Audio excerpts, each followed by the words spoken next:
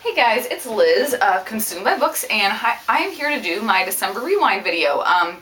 As you guys notice, one, this is really late, and two, my bookshelves, though still the same shelves, are differently arranged, and I'm going to explain why now.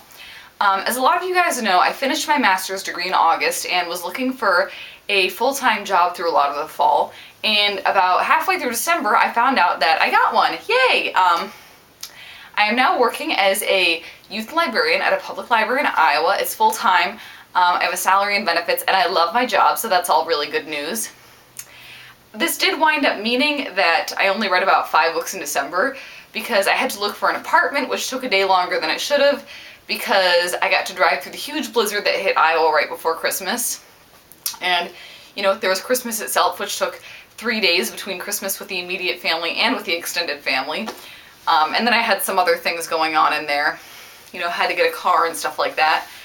Obviously, I'm not going to be doing a January TBR video because the month is mostly over, but you can expect TBR videos to hopefully resume in February. So I'm going to talk to you about the 5 books that I did read in December, which is kind of a sad number. And I actually don't have any of them to show you because 3 were ebooks and 2 were copies that I sent on to other people. But the first book was The Archived by Victoria Schwab. That comes out on January 22nd, so it should be out by the time you're seeing this video. Basically, I really enjoyed this book. It gets a big thumbs up. As usual, Schwab's writing was very beautiful, and the world was very well built. I really liked that. I did have 2 qualms about this book. One was that it was just a tiny bit predictable, and it was only really 1 plot point, but still.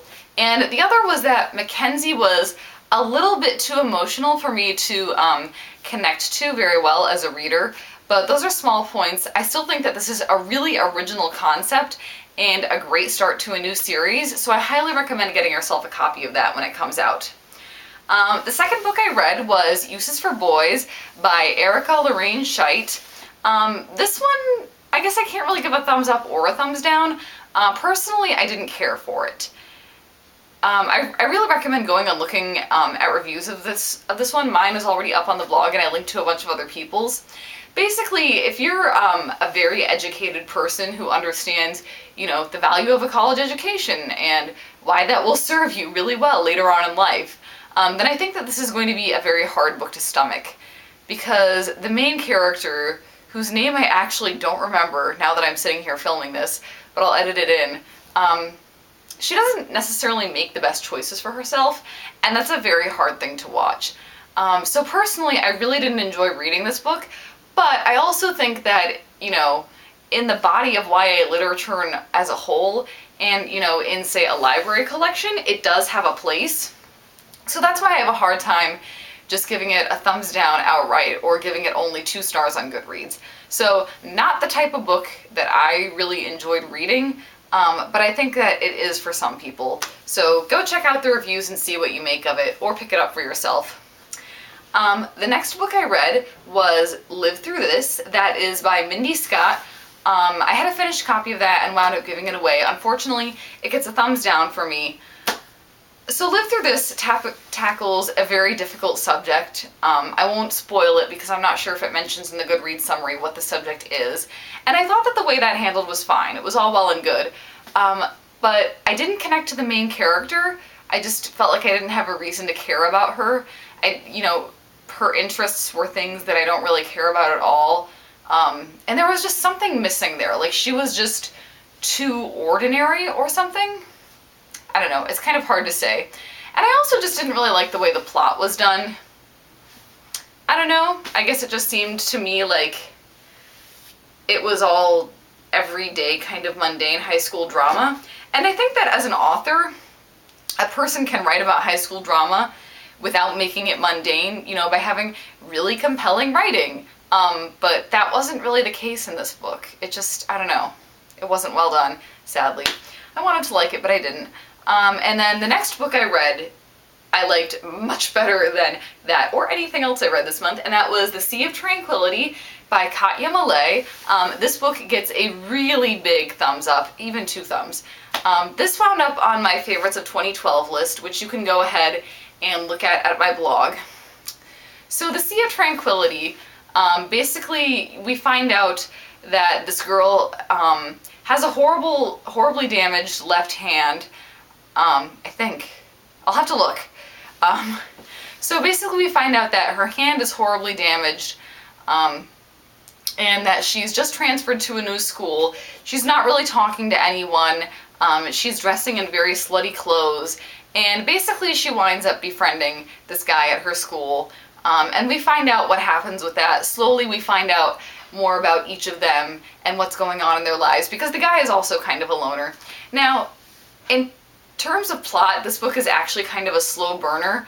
The plot moves very slowly, but the characterization is so well done. It's impeccable. You get to know these characters inside and out so well, it's amazing. And that's the reason why I kept reading it and couldn't put it down, even though the plot was really slow. And it's just gorgeously characterized and written. I really recommend it. This book is on NetGalley right now. You can also purchase it for your Kindle. I also know that it'll be out in hardcover sometime in June or July. And then the last book I read this month was Christmas Eve at Friday Harbor by Lisa Kleypas. I decided to make this my Christmas read instead of The Stupidest Angel by Christopher Moore. And basically Christmas Eve at Friday Harbor, unfortunately, gets a thumbs down. This was one that I read on my Kindle, or my Kindle app on my iPad, and I just really wasn't impressed by it. The characterization was not well done at all. Like, the characters were just so thin. The writing wasn't that good. There were grammatical errors, it felt like, throughout the book.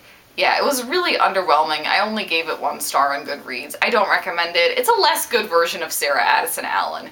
It's like less magical, less good writing. Go read Sarah Addison Allen instead of Lisa Kleypas. And then there are 2 books that I read partially in December, and I'm going to show you those. One is The Hobbit. This is obviously by J.R.R. Tolkien.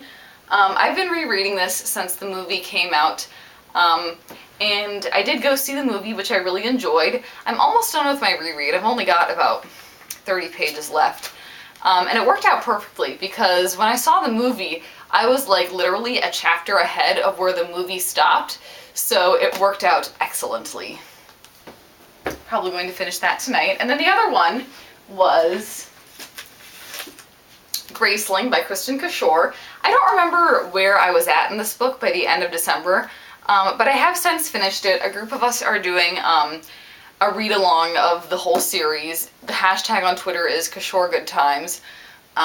So we're going to be starting Fire pretty quickly here. Basically, I loved this book. It's so good. I love Katz's character, and I'm really amazed by the world that Cashore built. It has a lot of depth. A lot of depth. And this book is very well written.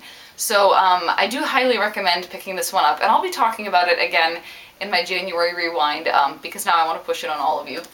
So that's everything that I read in December. Sorry that it took me so long to film this video, but now that I'm moved and settled in, things should be coming much more on time. I want to hear about what you guys read. If you did rewind videos, please put them in the comments below. I will come take a look. Until next time, happy reading!